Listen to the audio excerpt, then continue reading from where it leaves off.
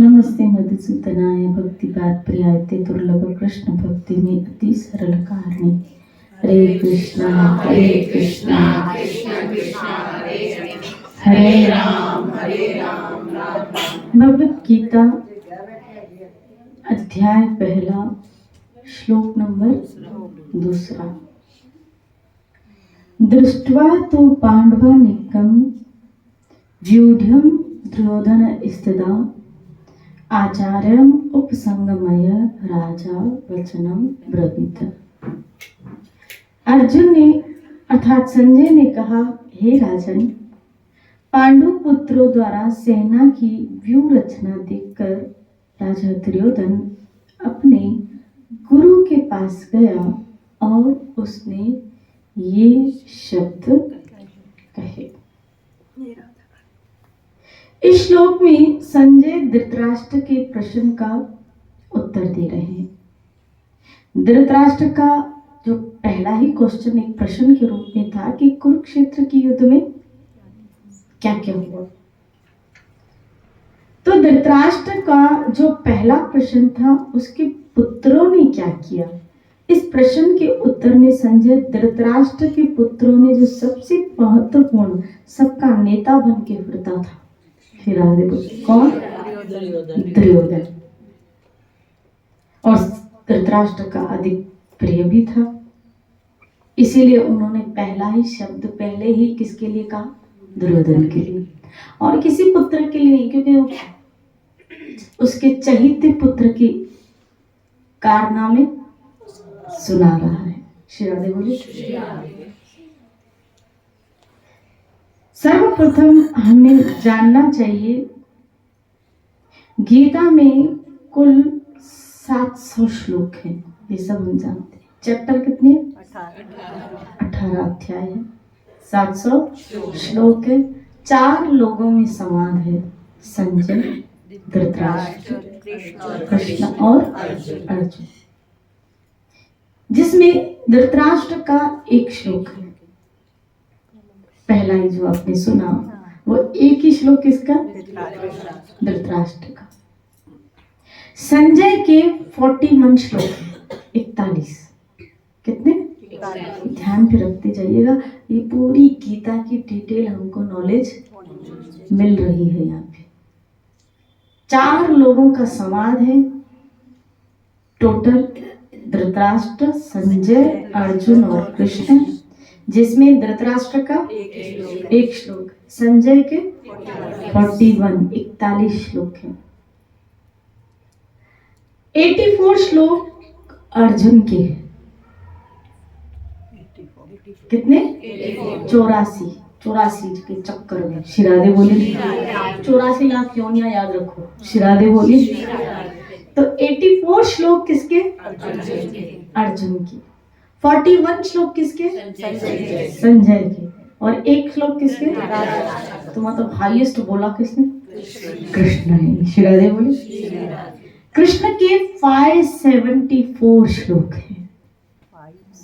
574 574 574 श्लोक श्री कृष्ण ने कहे। आप सोचो, और आपको पता है किस दिन गीता कही गई थी? कौन सी तिथि थी? एकादशी थी। तिथि कौन सी थी? 11। जो अपन 11 तो नहीं करते हैं, याद है आपको?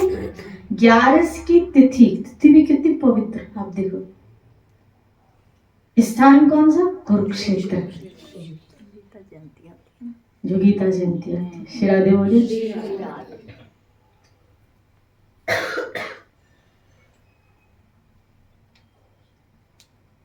संजय को व्यासदेव द्वारा दिव्य दृष्टि प्राप्त थी, इसलिए संजय उतने समय के लिए सर्वज्ञ हो चुके थे। जो गुरु की कृपा से उसको दिव्य दृष्टि मिली थी, उस समय के लिए वो सब कुछ, यहाँ तक कि आपको बताऊं, एट अ टाइम, जैसे अभी आप एट अ टाइम मुझे देख रहे हो, एट अ टाइम आप किसी और को नहीं देख सकते। जब आप मुझे देख रहे हो तो यहाँ नहीं देख पाओगे, और अगर यहाँ देखोगे तो मुझे, लेकिन संजय को ऐसी दिव्य दृष्टि प्राप्त थी कि वो एट द टाइम चारों तरफ क्या हो रहा है वो देख पाता था। चारों तरफ इतना बड़ा युद्ध का आपने देखा कि कितनी, यानी एट अ टाइम किस जगह क्या हो रहा है संजय देख पाता था। उसको सब उस दिव्य दृष्टि के द्वारा होल एंड सोल, यानी आप देखो दिव्य दृष्टि कैसी थी, खाली इसका मतलब है उसको दो आंखें नहीं, पता नहीं ऐसी कितनी आंखें प्राप्त थी फॉर टाइमिंग के लिए। गुरु कृपा से वो सब कुछ एट अ टाइम देख पा रहा था। अब आप समझ सकते हो कि पहले के जमाने में उन ऋषि मुनियों ने और गुरु की कृपा से क्या नहीं हो सकता है, क्या नहीं हो सकता है। जितने समय तक महाभारत का युद्ध चला संजय को वो दृष्टि प्राप्त थी।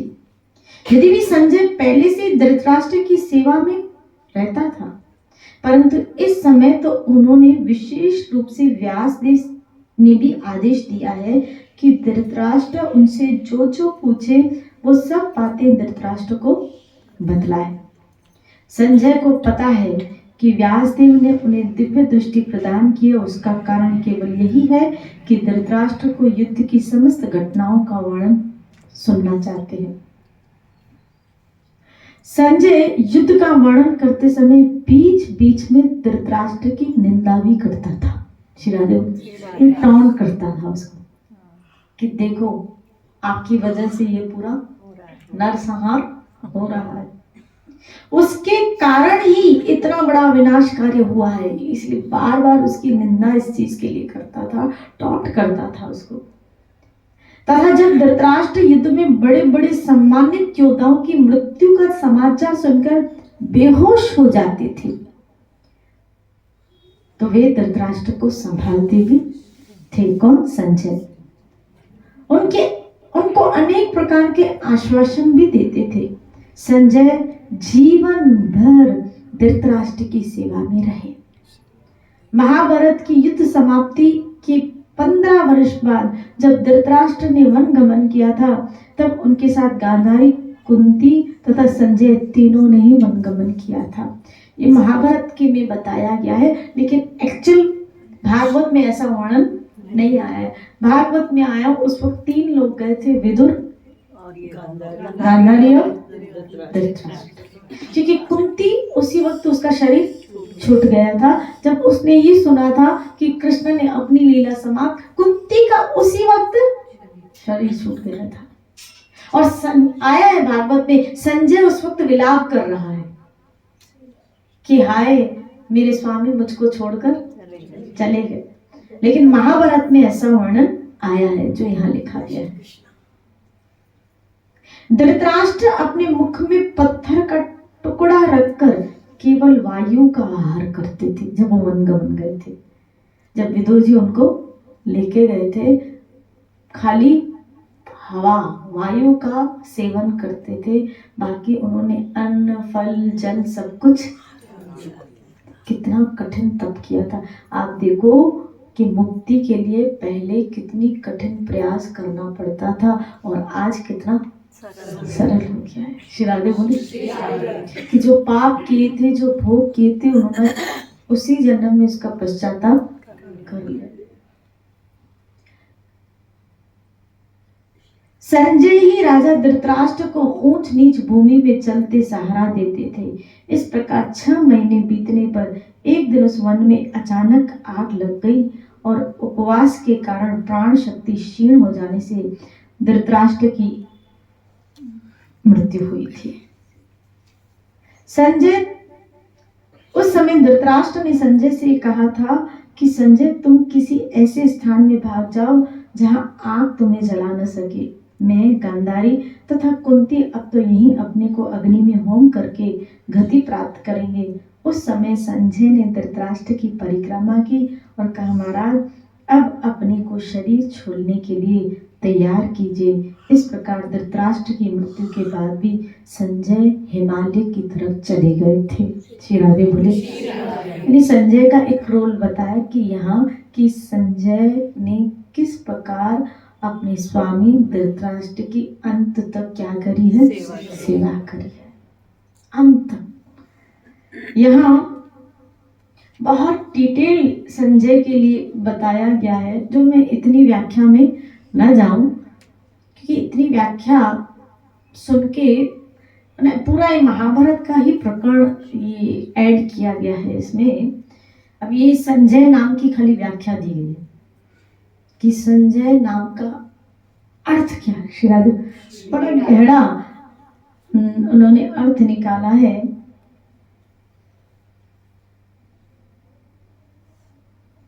लेकिन मैं इतना डिटेल नहीं जा रही हूं, क्योंकि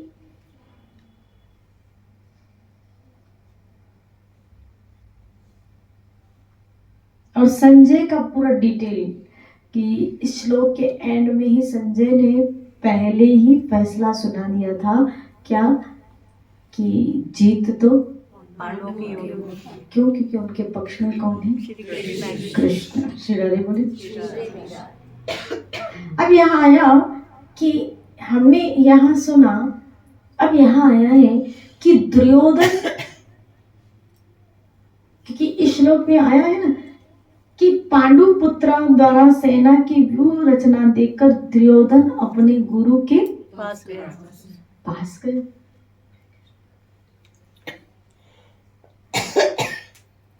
उस समय दुर्योधन पांडवों की व्यूह सेना को देखा। हमें ज्ञात होना चाहिए कि पिछले 10 दिनों के युद्ध में भीष्म पितामह शैया में गिर चुके थे तथा धृतराष्ट्र को संजय यह बात सूचित कर रहे थे कि अब धृतराष्ट्र के पूछने पर संजय पूरी घटना का वर्णन प्रारंभ से कर रहे हैं। क्योंकि मैंने आपको पहले ही बताया था कि 10 दिन के बाद संजय वहां गए थे, युद्ध में 10 दिन तक थे, और 10 दिनों के बाद जब भीष्म पितामह बाणों की शैया पर गिरे थे, उसी वक्त संजय ये खबर देने के लिए धृतराष्ट्र के पास पहुंचे हैं।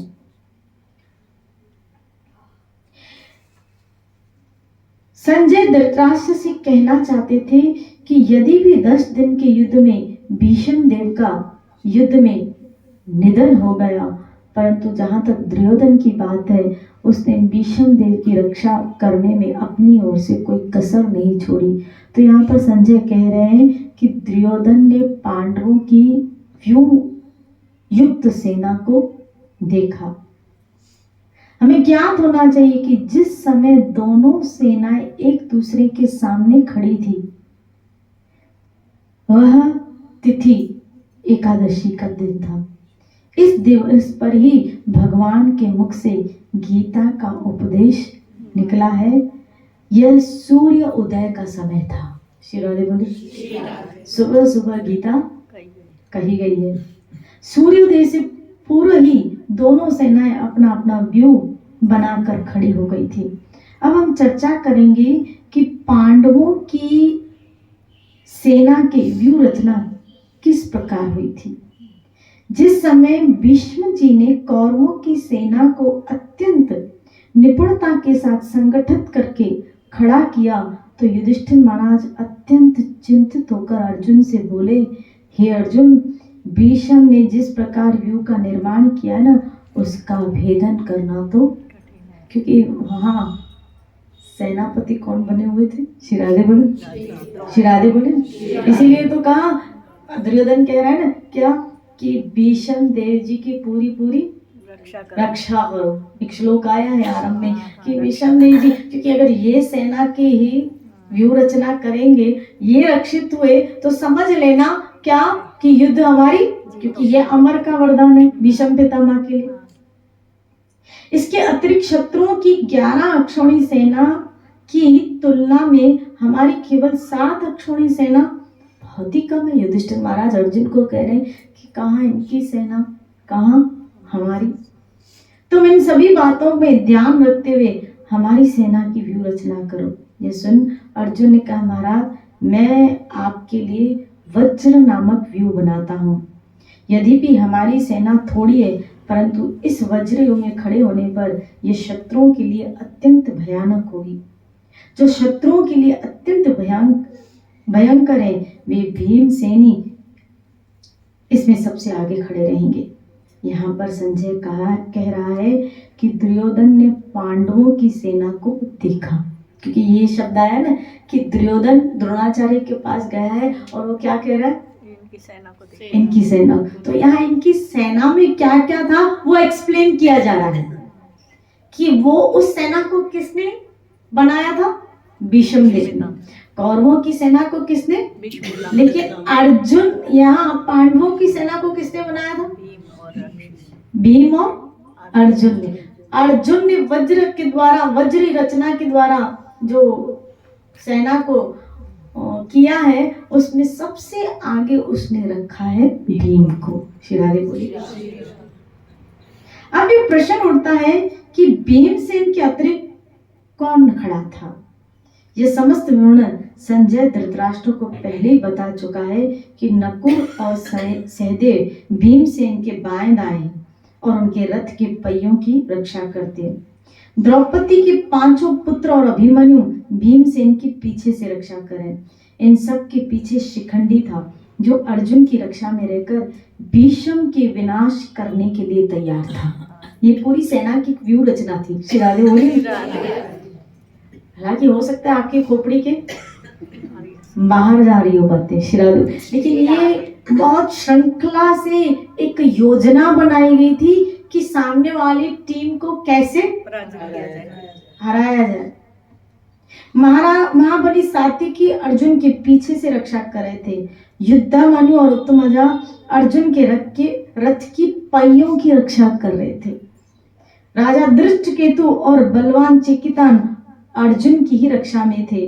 अर्जुन के द्वारा निर्मित यह वज्र व्यूह सभी ओर से मुख वाला था और देखने में महाभयानक था। अर्जुन स्वयं गांडीव धनुष हाथ में लेकर उसकी रक्षा कर रहा था। उस समय भीमसेन को सामने देखकर कौरव सेना के योद्धा भय से कांप रहे थे। कौरव सेना यदि भी असंख्य और भयंकर थी, पर पांडवों की सेना ऐसी नहीं थी। ऐसा नहीं था, लेकिन वहां दिखने में ही व्यक्ति डरावने थे, लेकिन यहाँ ऐसा नहीं था। फिर भी हमें समझना चाहिए, वास्तव में वही सेना दुर्गत और बड़ी है जिसके नेता भगवान श्री कृष्ण है। श्री राधे बोले। तो बहुत बड़ी थी सेना, चारों तरफ सैनिक दिख रहे थे, लेकिन फिर भी यहाँ आखिर मुखिया कौन था, और जहाँ मुखिया कृष्ण हो वहां तो। अब यहाँ राजा दुर्योधन किसके पास गया, आचार्य के पास, अपने गुरु के पास गया।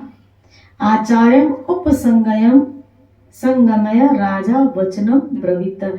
उन्होंने ये वचन अपने गुरु को कहे। आचार्य के समीप जाकर राजा ने ये वचन कहे। यहाँ पर संजय कहना चाहते हैं, दुर्योधन अपने को राजा समझकर आचार्य के पास गया। श्री राधे बोली। शास्त्रों में कहा गया है, व्यक्ति को आचार्य के समीप जाते समय अत्यंत अपने आप को नीच समझना चाहिए, लेकिन दुर्योधन तो छाती जाना चाहिए ना। देखो अर्जुन भी गया था, और आपको पता है युद्ध आरंभ से पहले युधिष्ठिर महाराज जब प्रणाम करने गए गुरु को, आज्ञा मांगने गए भीष्म पितामह कि आप आज्ञा और आशीर्वाद लिए, और द्रोणाचार्य ने उसको आशीर्वाद दिए, विजयी भव। कहा युधिष्ठिर महाराज आशीर्वाद लेने गए, वो देखो एक सज्जन व्यक्ति और दुर्जन व्यक्ति, ये जब दोनों संत के पास जाते हैं, अब युधिष्ठिर महाराज प्रणाम कर रहे हैं, और ये आपको पता है अर्जुन ने जब पहला बाण चलाया था तो द्रोणाचार्य के चरणों में कि प्रणाम, भीष्म पितामह को भी चलाया था तो पहले चरणों में चलाया था कि मेरा प्रणाम बाणों के द्वारा स्वीकार करो। कहा आप उनकी स्टैंडर्ड देखो, उनके युद्ध करने का, और ये दुर्योधन का देखो स्टैंडर्ड है, ये सीधा छाती ठोक के कह रहा है, यानी टॉन्ट कर रहा है। ये तो वही उल्टा टॉन्ट कर रहा है कि ऐसा ना हो कि अर्जुन आपका चहीता है और आप उसकी साइड हो, खड़े तो हमारे साइड हो और सोचो वही उसकी साइड। शिरादे बोले ये सामने द्रोणाचार्य के पास जाके क्या कर रहा है, विनम्र, उसने टॉन्ट किया है द्रोणाचार्य को, क्योंकि उसके उसके बोलने का तरीका ही ऐसा था। दुर्योधन, कई लोगों का बोलने का तरीका ही ऐसा होता है। श्री राधे बोले अहंकार इतनी मात्रा में अंदर छुपा होता है कि जब वो बोलते हैं ना तो उनकी बोली में ही अहंकार छलकता है, और किसी व्यक्ति में जो भीतर उनकी बोली में से ही नम्रता छलकती है, किसी के अंदर से अहंकार, वो उनकी बोली में से अहंकार छलकता है। और यही बात दुर्योधन के सामने दिख रही है। श्री राधे बोली शास्त्रों में कहा गया है गुरु के समक्ष कैसे जाना चाहिए, बड़ी व्यक्ति को अपने दोनों हाथ जोड़कर गुरु के पास जाना चाहिए। यदि कोई व्यक्ति राजा भी हो तो भी उसको गुरु के निकट अत्यंत विनम्रता से जाना चाहिए। जिस समय कृष्ण अर्जुन को गीता का उपदेश दे चुके, दोनों पक्षों की सेना युद्ध के लिए तैयार हो गई, उस समय युधिष्ठिर अपने कवच और शास्त्रों को साइड में रख के छोड़ के हाथ जोड़ते हुए बड़ी तेजी से भीष्म और द्रोण से मिलने गए थे। पहले पता चला शास्त्रों को। और आपको पता है, आपने अगर रामायण पढ़ी हो, रामायण में भी आया है कि जब प्रभु श्री रामचंद्र और माँ जानकी लक्ष्मण वनवास काल में गए हैं, तीनों जब वनवास काल में गए हैं तो वनवास में पहले वो अनुसुईया के पति कौन थे? वो ऋषि थे। नहीं अनुसुईया के पति सांदीपनि मुनि। नहीं वो तो श्राद्धे बोले जिसने जानकी को क्या दी थी? शिक्षा दी थी, वस्त्र अलंकार दी। तो उसके पति का नाम क्या था, किसी को याद है? नहीं, अत्रि। अत्रि मुनि, वेरी गुड, अत्रि ऋषि थे। जब अत्रि मुनि के आश्रम में पहुंचते हैं, तो जैसे अत्रि मुनि के आश्रम में पहुंचते हैं, अगर आपने रामायण पढ़ी हो, उस वक्त प्रभु श्री राम लक्ष्मण अपने जो अस्त्र थे वो बाहर ही रखते हैं, अपने अस्त्र बाहर रखते। तब लक्ष्मण पूछते कि प्रभु ये बोला ये मर्यादा नहीं है गुरुजनों से, उन अस्त्रों को आश्रम के बाहर रख देते, अंदर भी नहीं, आश्रम के बाहर रख देते। और फिर जब अत्रि मुनि से अंदर मिलने जाते हैं, हाथ पांव धो के बड़ी विनम्रता के साथ, बड़ी विनम्रता के साथ प्रभु श्री राम अत्रि मुनि से मिलते हैं। श्री राधे बोली। तो जो बड़े लोग होते हैं ना, वो अपने आचरण से उनके बड़प्पन दिखता है। जो बड़े लोग होते हैं ना, उनके आचरण से ही, उनके शब्दों से उनको बड़प्पन दिखता है। श्री राधे बोली। छोटे लोग होते हैं ना, उनका भी छोटापन उनके आचरण से दिख जाता है। श्री राधे बोली। यही बात युधिष्ठिर महाराज ने देखो यहाँ की है। अस्त्र शस्त्र सब साइड में रख के, हालांकि युद्ध का मैदान था, लेकिन गुरुजनों से जब मिलने गए तो अस्त्र शस्त्र सब साइड रख के मिलने गए। किससे आज्ञा लेने? भीष्म पितामह और द्रोणाचार्य से। श्री राधे बोले।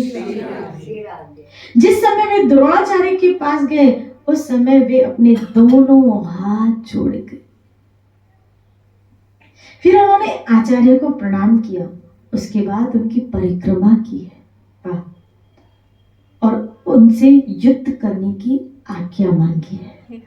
ये आज्ञा मांग रहा है और वो आज्ञा दे रहा है। कितना अंतर है। दुर्योधन आज्ञा दे रहा है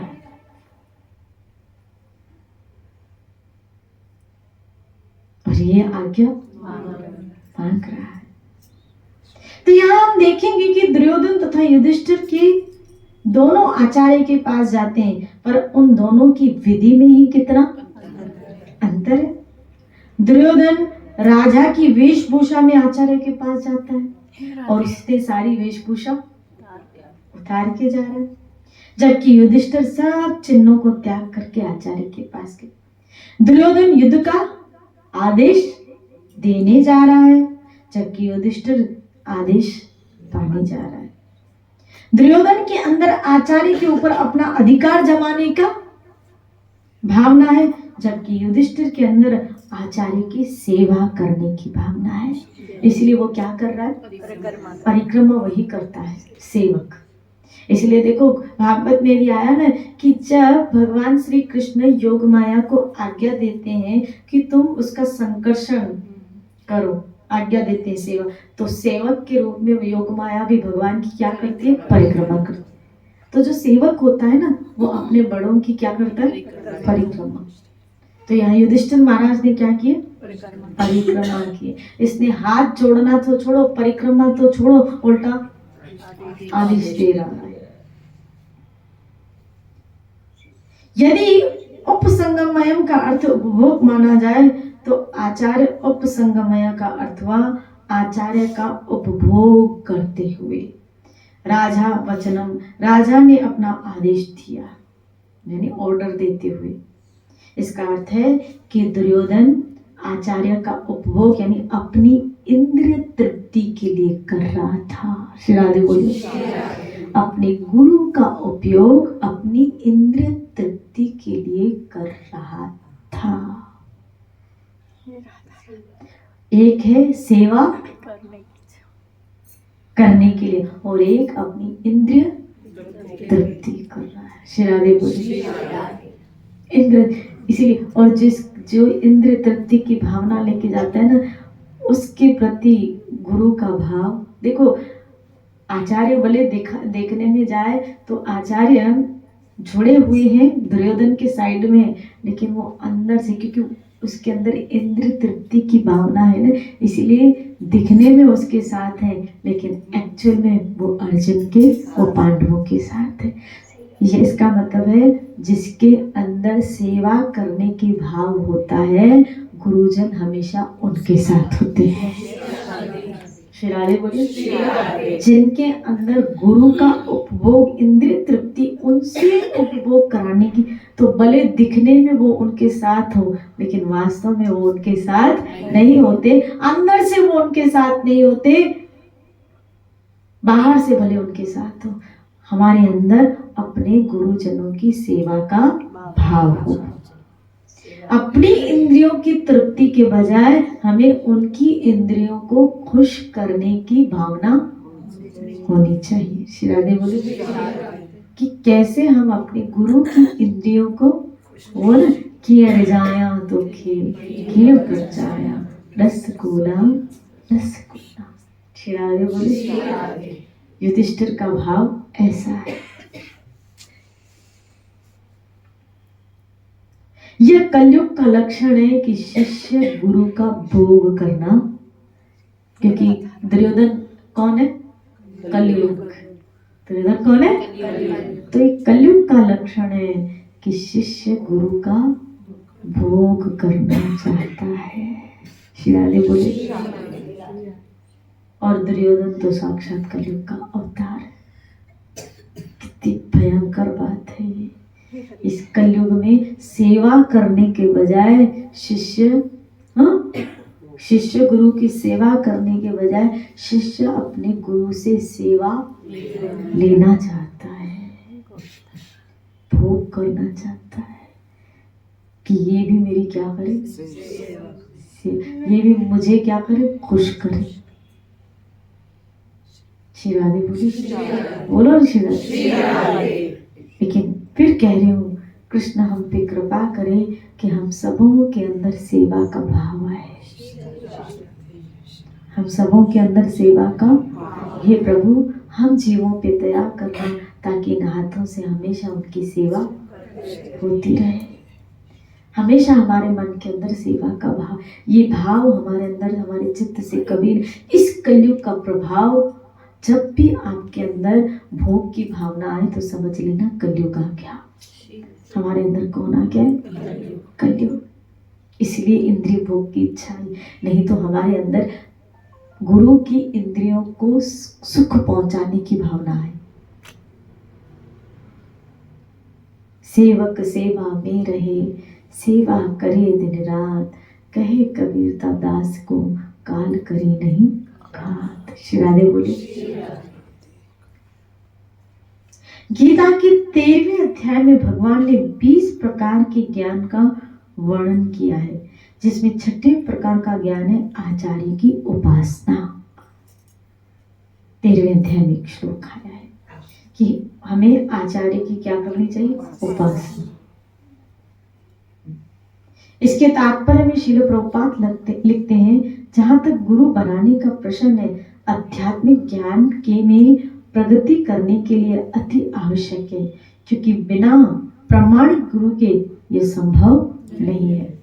मनुष्य को चाहिए विनम्रता से गुरु के पास जाए, अपनी सारी सेवाएं अपने गुरु को अर्पण करें, जिससे वह शिष्य उनका आशीर्वाद पा सके। श्री राधे बोले।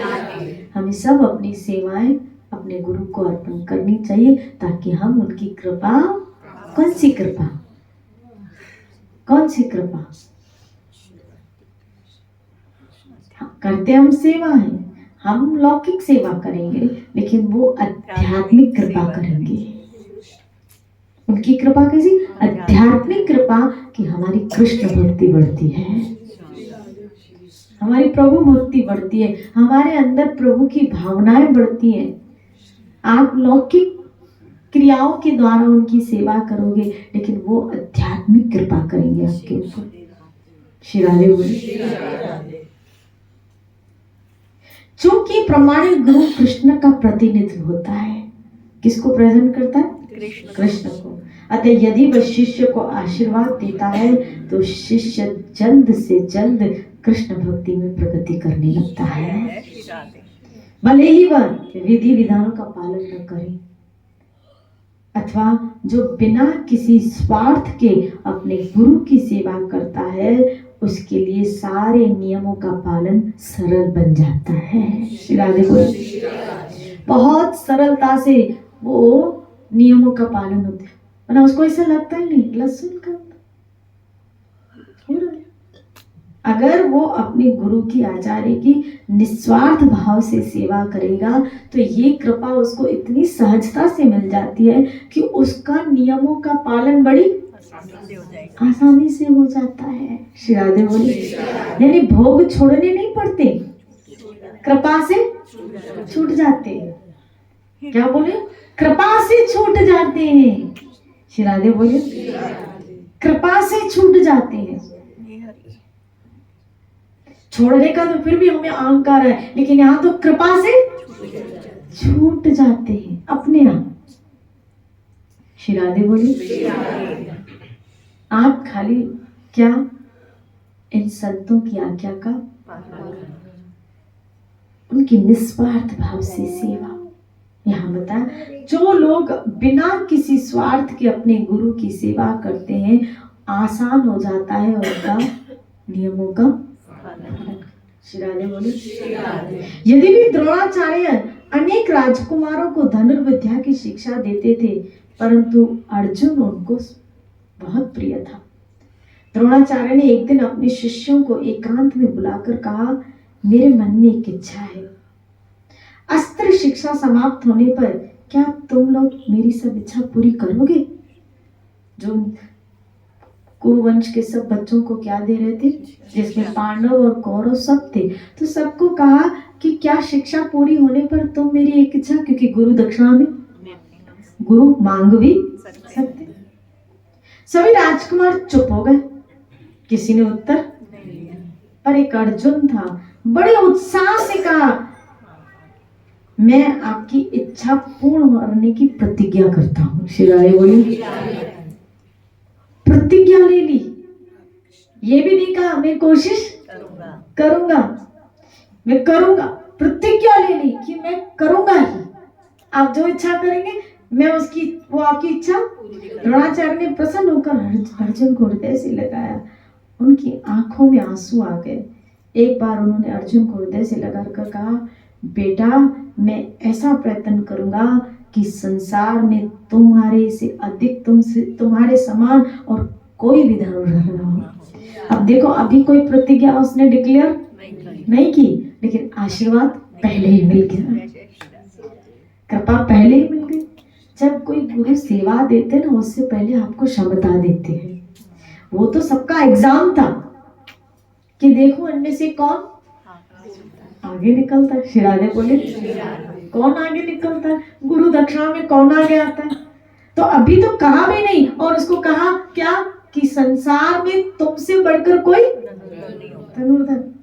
ये बात मैं तुम्हें सत्य कहता हूं। युद्ध विद्या की शिक्षा देने में आचार्य का अर्जुन की ओर विशेष ध्यान रहता था, यानी अर्जुन एक विशेष कृपा पात्र बन गया। श्री राधे बोले, आप आगे आओ तो देखो गुरु की कृपा उतने में आपसे आगे से आगे आती है। श्री राधे बोले। द्रोणाचार्य प्रतिदिन सवेरे उठकर यही मनाया करते थे कि पांडवों की जय हो। युद्ध में सबसे पहले सुबह सुबह उठ के एक प्रार्थना करते थे। कौन? गुरु कर रहा है, किसके लिए? पांडवों के लिए, कि उनकी जय हो, वो जीते। तो भी अपनी प्रतिज्ञा के अनुसार वे युद्ध दुर्योधन के लिए करते थे, लेकिन रोज सुबह उठ के प्रार्थना पांडवों के लिए करते थे। क्यों ना हम ऐसे बने। आप रहते कहाँ, देखो कोई माना रखता है कि भले सामने, लेकिन उनके द्रोणाचार्य के अंदर जो पांडवों के लिए जगह बन गई है, उस जगह का मुकाबला दुर्योधन आदि नहीं कर सकते। शिरादे बोली। अब कितने दूर है पांडव, किस पक्ष में है कौन? द्रोणाचार्य। लेकिन फिर भी अंदर से प्रार्थना, हमें पांडवों जैसा बनना है कि हमारे गुरु के अंदर से भी हमारे लिए क्या निकले? दुआएं निकले, प्रार्थना निकले। क्या? कि इसका जन्म आखिरी हो जाए, इनकी विजय हो, इनकी जीत हो, आध्यात्मिक जीवन में ये जीते, ये हारे नहीं। शिरादे बोले। एक बार युद्ध में दुर्योधन ने आचार्य को उल्हाना भी दिया, डांटा भी। वे अर्जुन के प्रति स्नेह होने के कारण युद्ध में अपना मन नहीं लगा रहे, ऐसा डांटा कि आप मन से युद्ध नहीं कर रहे। उस समय आचार्य ने कहा, दुर्योधन मैं तो सदा ही तुझसे कहता हूं कि अर्जुन को युद्ध में जीतना असंभव है। शिरादे बोली। तूने जब जुआ खेलना आरंभ किया था, उस समय विदुर ने कहा था कि जुए के पास से एक दिन अर्जुन के बाण बन के आएंगे। शिरादे बोलिए ना। ये पहले ही देखो सत्पुरुषों के मुख से जो शब्द निकलते हैं। शिरादे बोलिए। ये जो तुम पासे फेंक रहे हो ना, ये अर्जुन के बाण बनकर सामने आएंगे, और आज वो तुम सब देख रहे हो। परंतु तूने उनकी बातों की अनसुनी कर दिया था। मैंने कल ही कहा था ना कि विदुर उनके पक्ष में एक सद नीति वाले थे, लेकिन उन्होंने उसकी बातें नहीं मानी थी, यही गड़बड़ी हुई। नहीं मानी थी तभी तो ये दिन देखना पड़ा। यही नहीं, तूने एक और बड़ी भारी अन्याय किया था कि द्रौपदी को सभा में बुलाकर उसको अपमानित किया। वह उच्च कुल में उत्पन्न हुई है, सभी धर्मों का पालन करती है, वह सम्मान की योग्य नहीं थी। इस पाप का ये महान फल है। यदि यहाँ यह फल नहीं मिलता तो परलोक में तुम्हें और अधिक भोगना पड़ता। ये तो फिर भी भगवान कृपा कर रहे हैं कि यहाँ दंड दे के तुम्हें निपटा रहे हैं। यदि यहाँ यह फल नहीं मिलता तो परलोक में तुझे इससे भी अधिक दंड भोगना पड़ता। पांडव मेरे पुत्रों के समान है, वे धर्म का आचरण करते हैं। मेरे सिवा दूसरा कौन मनुष्य है जो ब्राह्मण कहलाकर भी उनसे द्रोह कर रहा है? यानी मैं कितना नीच कार्य कर रहा हूं कि ब्राह्मण होके मैं धार्मिक लोगों से द्रोह कर रहा हूं। ब्राह्मण को तो धर्म के पक्ष लेना चाहिए, लेकिन मेरी मजबूरी देखो क्या कि मैं गलत का पक्ष, कलयुग का पक्ष ले रहा हूं। मुझसे बढ़कर अभागा कौन होगा। आचार्य की इन बातों से पता चलता है कि अपनी विवशता के कारण अत्यंत वे दुखी थे कि वे दुर्योधन के पक्ष में पांडवों के पक्ष युद्ध कर रहे हैं। श्री राधे बोलिए। देखो ये बातें उन्होंने इन लोगों के सामने कही है, तो इनकी अंदर की मजबूरी कितनी, आप सोचो जरा, इनकी जगह में हमें अपने आप को रख के देखें कि कितनी बड़ी उन लोगों की मजबूरी रही होगी भीष्म पितामह द्रोणाचार्य की, कि हृदय पांडवों की तरफ है लेकिन उनको लड़ना कौरवों की तरफ से पड़ रहा है। श्री राधे। दोनों धर्मात्मा, धर्म का आचरण करने वाले, जो धर्म का आचरण करने वाले और उनको अधर्म का साथ देना पड़ रहा है। राधे कृष्ण। माँ, इसका कारण यही था जो उन्होंने भोजन किया था। हाँ, कारण अन्न खाया था। इन्होंने किसका अन्न खाया था? दुर्योधन का। क्योंकि भीष्म पितामह वचनबद्ध थे हस्तिनापुर के प्रति। भीष्म पितामह वचनबद्ध थे, हस्तिनापुर के तरफ थे। और द्रोणाचार्य, क्योंकि उन्होंने, उनके ऊपर जब बहुत दरिद्रता की मुसीबत आई थी तो इसी कुरुवंश ने उस वक्त उनकी क्या की थी? सहायता। इसलिए उन्होंने डिक्लेयर कर दिया था कि मैं इस वंश के अतिरिक्त, राजकुमारों के अतिरिक्त और किसी को शिक्षा नहीं दूंगा। तो वो बंधे हुए थे इस राज्य से। यहाँ पर संजय धृतराष्ट्र के समक्ष दुर्योधन को राजा कह रहा है। इसका कारण है, वास्तव में तो धृतराष्ट्र को राजा का नाम प्राप्त हुआ। जब तक धृतराष्ट्र राजा के पद पर है तब तक अन्य कौन व्यक्ति राजा कहला सकता है। यहाँ पर संजय धृतराष्ट्र के ऊपर व्यंग मजाक कर रहे हैं। संजय जैसे संकेत कर रहे हो, धृतराष्ट्र यदि भी धृतराष्ट्र कहलाने का राजा है, परंतु जिस प्रकार जितने भी गलत निर्णय हैं वो सब दुर्योधन अपनी स्वतंत्र इच्छा से ले रहा है। धृतराष्ट्र दुर्योधन के अन्याय का कुछ भी विरोध नहीं कर रहा है, तो कहने में ये राजा है लेकिन फैसले तो किसके चल रहे हैं? दुर्योधन के। तो वो व्यंग से कह रहा है क्या कि राजा दुर्योधन, क्योंकि फैसले तो आज तक युद्ध का भी फैसला किसका था? धृतराष्ट्र का नहीं था, दुर्योधन का था। कहा था ना क्या कि इनको अगर राज्य चाहिए तो हमसे युद्ध करें। श्री राधे बोले। इसीलिए संजय कहना चाहता है धृतराष्ट्र किस प्रकार का राजा हुआ, वह अपने दुष्ट पुत्र पर नियंत्रण ही नहीं कर पा रहे। यहाँ पर संजय कह रहा है राजा ने ये वचन कहे। यहाँ पर केवल यह भी कहा जा सकता था राजा ने कहा, परंतु राजा ने ये वचन कहे, राजा दुर्योधन ने ये वचन कहे। ऐसा कहकर संजय कहना चाहते हैं कि दुर्योधन अपने को बड़ा राजा समझता है, इसलिए अपनी बात को अत्यंत महत्वपूर्ण समझता है। वास्तव में तो आचार्य के सामने राजा के वचन का कोई महत्व नहीं है, क्योंकि आचार्य तो राजा से भी बड़ा होता है। इसलिए आचार्य को महाराजा कहा गया है। आचार्य को महाराजा कहा गया है। गुरु को महाराजा कहते हैं, राजाओं का भी राजा। परंतु यहाँ दुर्योधन आचार्य की विवशता का अनुचित लाभ उठाकर आचार्य के वचन न सुनकर अपने वचनों को महत्व, यानी उसकी बातें नहीं सुन रहा है अपने गुरु की, लेकिन उनकी सुनने से पहले खुद की सुना रहा है। श्री राधे बोलिए। युद्ध के अंत में दुर्योधन की जो सदगति हुई, जिस समय दुर्योधन की सेना के प्रमुख वीर मारे गए तथा उसकी सेना भी थोड़ी सी बची, उस समय दुर्योधन ने राजा बनने की आशा छोड़कर युद्ध में मरने का निश्चय किया। उसने स्थिरतापूर्वक अपने अत्याचारों पर विचार किया और पांडवों की महानता की सराहना की। शुक्र है इसको आया। श्री राधे बोली। उसने कृपाचार्य से कहा, मैंने युधिष्ठिर को दर दर का भिखारी बनाया, उन्हें राज्य से बाहर निकाल दिया। श्री कृष्ण मेरे यहाँ दूत बनकर आए थे, किंतु मैंने उनके साथ भी धोखा किया। सभा में बलात्कार बलात्कार पूर्वक लाई द्रौपदी ने जो विलाप किया था, पांडवों का जो राज्य मैंने छीन लिया गया था, उसके लिए श्री कृष्ण को अब तक अमर्ष बना हुआ है।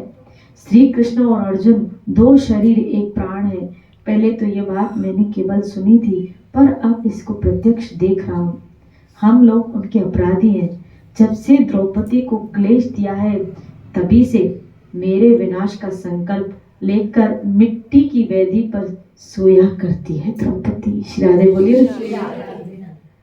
मिट्टी की वेदी पर, यानी वो पलंग पे नहीं सोती कि इस कलयुग के अंश को तो मिटा। इसलिए अब मेरे लिए यही उचित है कि युद्ध में प्राण त्याग कर उन लोगों को प्राप्त करूं जिनकी बड़े बड़े तपस्वी नाना प्रकार के भोगी या परित्यागी प्राप्त करते हैं। अतः अब मैं अच्छी तरह युद्ध करके स्वर्ग को ही प्राप्त करूंगा, इसके सिवा मुझे कुछ भी नहीं चाहिए। श्री राधे बोले। एंड में दुर्योधन को इस चीज का एहसास हुआ है। श्री राधे बोले कि मैंने पांडवों के साथ, पर क्या फायदा। मुझे तो लगता है एंड होने से पहले जीवन काल में ही अगर गलती हो रही है तो उसका रियलाइजेशन करना चाहिए, ताकि सामने वाले को कम से कम थोड़े सुख के दिन तो। श्री राधे बोलिए। अगर इंसान दुर्योधन पहले ही अपने अहंकार को मिटा देता तो मुझे लगता है इतनी महाभारत की युद्ध होती ही नहीं थी। श्री राधे बोलिए। होती ही नहीं थी। और उसके द्वेष ने उसको भी जलाया। राज्य में रहते, महल में रहते हुए कौन सा सुखी था, खाली जल ही तो रहा था। आपने देखा होगा महाभारत में कि वो दुर्योधन का पुतला बना के युद्ध करता था, मारता रहता था। वो दुर्योधन भीम का पुतला बना के उसको मारता रहता था। उसके अंदर इतनी ईर्ष्या भरी थी, खदाई भरी। श्री राधे बोली। महल में रहते हुए भी उसका दिमाग खाली पांडवों के विनाश की, तो मतलब वहां का वो सुख तो नहीं ले पा रहा। उल्टा मुझे लगता है पांडव वन में रह के बहुत खुश थे, क्योंकि वो सत्संग करते थे, संतों की सेवा करते थे। मैं तो करी कर धौम्य ऋषि उनके साथ गए थे, और धौम्य ऋषि के साथ निरंतर उनका सत्संग चलता रहता था। वो वेदों का अध्ययन, शास्त्र आदि पठन करते रहते थे और इस तरह आनंद में रहते थे। और वो महल के रह के भी गुड़ता रहता था। महल में रह के ये सोचता था इनका कैसे विनाश करूं, और ये वन में रह के उसके मंगल की कामना करते रहते थे। श्री राधे बोली। इंसान को द्वेष बहुत गिरा देता है। द्वेष के इंसान को द्वेष सुख नहीं लेने देता। महलों में रहते हुए द्वेष सुख नहीं लेने देता। चले मैं उस जगह जाऊंगी नहीं, वो आएगी और मैं उसको देखूंगी, कूदूंगी, मुझे जाना ही नहीं उस जगह। लो, मैं उस पार्टी में नहीं, मैं नहीं जाऊंगी। फिर वो ऐसे ऐसे, मैं नहीं जाऊंगी। तो अपना नुकसान करें, मत जा। श्री राधे बोले। बोलो ना श्री राधे। यानी कभी कभी किसी व्यक्ति से द्वेष होता है ना, तो व्यक्ति सुख से वंचित रह जाता है। श्री राधे बोले कि उसको उस पूरे समाज में, उस पूरी बड़ी महफिल में जिससे द्वेष होता है वही व्यक्ति दिखता है। आप देखो इतनी बड़ी पार्टी, इतने लोग होंगे जिनसे अपन को द्वेष होगा ना, ईर्ष्या होगी। अब इतने, कभी कभी शादी पार्टी में कितने लोग होते हैं, तो जिनसे द्वेष होगा आते नक्चड़। इतने लोग आए तुझे वो नहीं दिखे, लेकिन जिससे तुम्हें द्वेष है वही व्यक्ति दिखा। गलत कैसी रही है देखना, इतनी होशियारी मार। अरे तेरा क्या, तू चिराग तो एंजॉय कर। अब वो सेल्फी पॉइंट पे जाएगी, उसका ध्यान सेल्फी पॉइंट पे होगा। वो किसी खाने के स्टॉल में जाएगी, हाँ अब देख खाने जा रही है, अरे तू भी खा रही है। वो आइसक्रीम में जाएगी, उसका ध्यान खाली उसी पे होता है। श्री राधे बोलिए। जब आपका ध्यान किसी को आपसे ईर्ष्या होगी ना, देखना वो आप पे फोकस करेंगे, आप पे उसका ध्यान होगा। श्री राधे बोली ना। इसका मतलब है, मुझे लगता है क्या कि वो शादी में दूल्हा दुल्हन तो साइड हो गए, वो हीरो हीरोइन ही बन गई। श्री राधे बोली, दूल्हा दुल्हन तो बेचारे साइड हो गए। श्री राधे बोली, जिससे द्वेष होगा उसी व्यक्ति पे हमारा फोकस होता है, सुख नहीं लेने देता। कहने का तात्पर्य, द्वेष आपको सुख नहीं लेने देता। अच्छा लगता है इसको ये करके, अच्छा लगता है। वन पीस पहन के, तेरा क्या है, तू पहन ले, तू भी पहन। वो सलवार कुर्ता पाए भी श्री राधे बोली, अच्छा लगता है। अरे तेरा क्या है, उस पहनने वाले को अच्छा लग रहा, पहनने वाले को अच्छा लग रहा, वो एंजॉय कर रहा है, देखने वाले को सूर है। सूर किसको? अरे बस वो पहन के एंजॉय कर रही है, तुझे नहीं समझ में आ रहा है उसका पहनना उठना, तो श्री राधे बोले, फिर 4 लोगों को और सुनाएगी। अब वो जो ईर्ष्यालु लोग है ना, फिर वो अपनी टीम, अपना ग्रुप अलग बनाते हैं, उनका ग्रुप अलग होता है। ईर्ष्यालु ईर्ष्यालु ईर्ष्यालु, श्री राधे बोले, फिर उनका एक ग्रुप होता है, एक उनकी ग्रुपिंग होती है। जिस व्यक्ति से उनको ईर्ष्या होगी ना, मान लो एक्स व्यक्ति है और वाई व्यक्ति को एक्स से क्या है, ईर्ष्या है। श्री राधे बोले, तो ये वाई वाला व्यक्ति उन व्यक्तियों को कलेक्ट करेगा जिससे एक्स से ईर्ष्या है, वो उन व्यक्ति की टीम बनाएगा। और वो चंदन जी टीम से तैयार थी गई। वो टीम तैयार होती है और वो एक टीम तैयार होके उसके खिलाफ एक साजिश करके एक विस्फोट की तैयारी कि कब बम ब्लास्ट करेंगे। श्री राधे बोलिए, बोलो ना श्री राधे। वो एक टीम तैयार करते हैं कि कैसे, क्योंकि अकेला नहीं पूरी पा रहा है, तो टीम तैयार करते हैं कैसे इसको, बोलो। और वो कुड़ते रहते। क्या किया दुर्योधन, एक टीम ही तो तैयार की, इधर इधर इधर से एक टीम तैयार की। जितना कोऑर्डिनेट ईर्ष्यालु थे, सब असुरों को, सब द्वेष करने वालों को इकट्ठा किया, अपनी टीम में शामिल कर दिया और एक टीम तैयार की पांडवों के खिलाफ। ऐसे हमारे जीवन में भी होता है। श्री राधे बोले, वो लोग हमारे लिए क्या करते, टीम तैयार करते हैं। क्यों, ये सुखी क्यों है, ये हंस क्यों रहा है, ये एंजॉय क्यों कर रहा है, ये मौज में क्यों है, मुझे पेट में दर्द हो रहा है, इसको क्यों। श्री राधे बोली,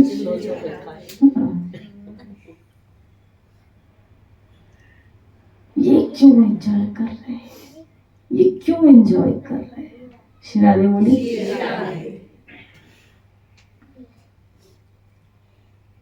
लेकिन वो कभी भी ईर्ष्यालु व्यक्ति सुखी नहीं रह सकते। श्री राधे बोली, कभी नहीं रह सकते। और ऐसे लोगों से भगवान कोसों दूर रहते। इसलिए भगवान से प्रार्थना करो कि प्रभु हमारे मन में किसी के प्रति नफरत ईर्ष्या ना आए। जो भोग रहा है, जो कर रहा है सुख, वो अपनी नसीबों का भोग रहा है। वो कुछ सुख भोग रहा है तो अपने नसीब का सुख भोग रहा है। वो एंजॉय कर रहा है तो अपने किसी के सुख को देख के ईर्ष्या मत करो। अगर तुम्हारे पास नहीं है, तुम नहीं भोग सकते हो, तो भगवान से प्रार्थना जरूर करो, लेकिन किसी से ईर्ष्या मत करो। अगर उसके पास महल है और हमारे पास झोपड़ी है, तो तुम झोपड़ी में ही सुख का अनुभव करो, लेकिन किसी से द्वेष मत करो, ईर्ष्या मत करो। आपको पता है, ईर्ष्यालु व्यक्ति का दूसरा जन्म सांप का होता है, क्योंकि उसके अंदर बहुत जहर होता है। श्री राधे बोलिए, बोलो ना श्री राधे। और यही बात कालिया कह रहा है कि प्रभु मैं तो जन्म से ही ऐसा हूं, मेरा क्या कसूर। तो फिर आप अमृत कर दो, मेरे स्वभाव को बदल लो। मैं नहीं कर सकता तो जाओ किसी साधु के पास। गोविंद संत के पास, गरुड़ के पास, उनकी शरण में जाओ तो वो तुम्हारे स्वभाव को बदल देंगे। ऐसे गंदे स्वभाव को भी अगर गुरु शरण में जाओगे ना, उनकी आज्ञा अनुसार जीवन हम बिताएंगे तो हमारा ईर्ष्यालु स्वभाव खत्म हो जाएगा और हमारे अंदर प्यार पनपेगा। लेकिन आपको उनके अनुसार, याद रखना, अपने आप को बदलने के लिए पहले आपको किसी के अनुसार चलना है। सज्जन पुरुषों के अनुसार चलोगे तो आपके स्वभाव में भी परिवर्तन आएगा, आएगा, जरूर आएगा। लेकिन तभी तो कबीर जी ने कहा है, तुलसीदास बोली मेरी बदल गई, वही तन वही बेस, खारी से मीठी गई जब पाया सतगुरु उपदेश। दुर्योधन का नहीं मिटा, फिर आया ना यहाँ पे, क्योंकि वो विदुर के अनुसार नहीं चला था, वो भीष्म के अनुसार नहीं चला था। हमें ऐसा नहीं बनना चाहिए। हम कृपया प्लीज प्लीज प्लीज अपने अंदर से द्वेष हम सब निकाल दें। अरे जिस घट में मेरा ठाकुर बैठा उस घट में ईर्ष्या लेके कैसे, जिस घट में ईर्ष्या होती है वहां ठाकुर नहीं आ सकता। याद रखना, जिस पक्ष में ईर्ष्या है, नहीं तो दुर्योधन के साइड रहते ठाकुर नहीं रहे ना। जहाँ ईर्ष्या द्वेष होती है वहां ठाकुर नहीं रहता, वहां नहीं रहता। ठाकुर प्यार करने वालों के साथ रहता है। श्री राधे बोलिए, बोलो ना श्री राधे। अरे बाप रे, बहुत टाइम हो गया, सो मुझे माफ कर दीजिएगा, मैं बोलती हूँ तो मुझे होश नहीं रहता। जय जय श्री राधे।